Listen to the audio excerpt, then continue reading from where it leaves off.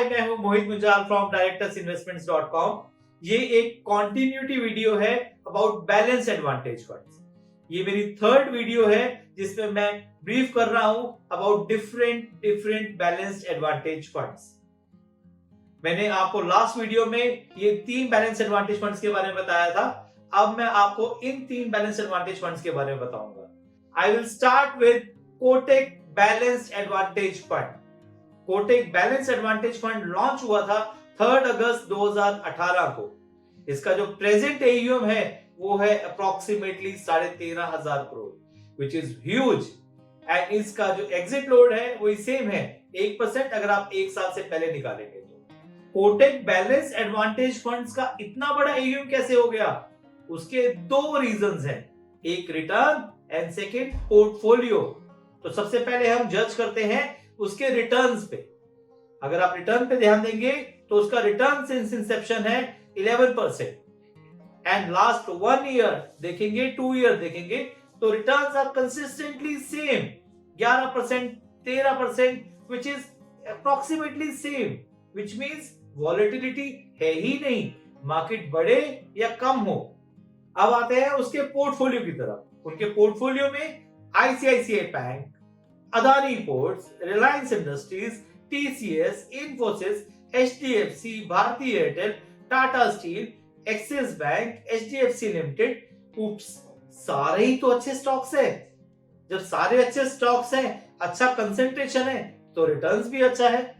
जब रिटर्न्स अच्छा है और कंसिस्टेंट है तो definitely they have done extremely well. इनका डेट पोर्टफोलियो भी अच्छा है। सो अगर डेट पोर्टफोलियो, इक्विटी पोर्टफोलियो अच्छे हैं तो रिटर्न्स मोर और लेस कंसिस्टेंट रहती है। Now I will brief you about Nippon balanced advantage funds. Nippon India balance advantage fund launch हुआ था 15 नवंबर 2004 में।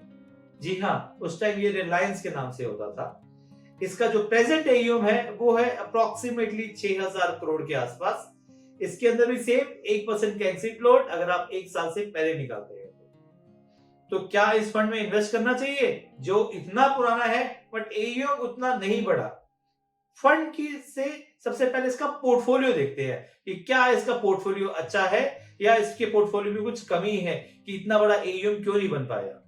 इसके पोर्टफोलियो में देखेंगे तो सबसे पहले वही ICICI Bank, Infosys, HDFC Bank, Reliance Industries, Hindustan Lever, Axis Bank, State Bank of India, ITC, HCL Technologies and LNT. तो पोर्टफोलियो तो अच्छा है। तो पोर्टफोलियो को देखें तो 32% से ऊपर का एक्सपोजर इन टॉप 10 होल्डिंग्स में है। तो इसका मतलब फंड मैनेजर को इतना कॉन्फिडेंस है अपने टॉप 10 होल्डिंग्स पे that they have exposed a good amount of money.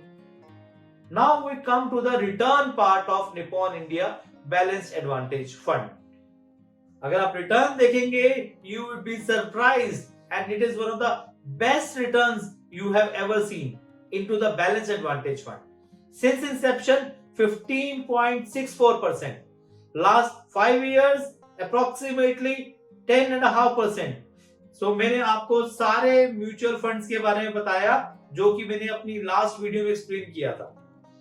Hence, you would have an idea कि किस बैलेंस एडवांटेज फंड में इन्वेस्ट करना चाहिए, किस फंड में ज्यादा रिटर्न आ रही है, किस फंड में कम आ रही है, but they all have been doing extremely well. सब में डेट एक्सपोजर है, सब में आर्बिट्राज एक्सपोजर है। इसलिए सोचिए, समझिए and then invest into any of these balanced advantage fund.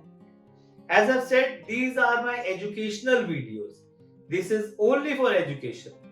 आपको अगर लगता है कि आपको कुछ और फंड है जो कि ज्यादा प्रॉमिसिंग लगते हैं, then you can consider that.